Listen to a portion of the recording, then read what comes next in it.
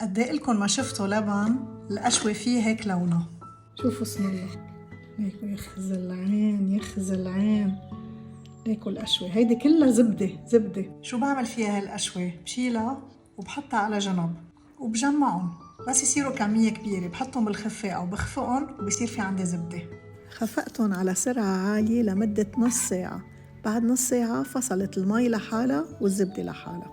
فضيهم بالمصفاية وبجمع الزبدة على بعضها، ومية الزبدة يلي بتطلع بستعملهم بالعجين أو حتى فيني أعمل فيهم حلو. من بعد ما جمعت الزبدة على بعضها بحطها بمي متلجة، يعني مي وفيها تلج، وبصير غسلها تيروح منها الحليب. وهيدا هي الزبدة، بلفها بكيس نايلون كتير منيح وبحفظها بالبراد.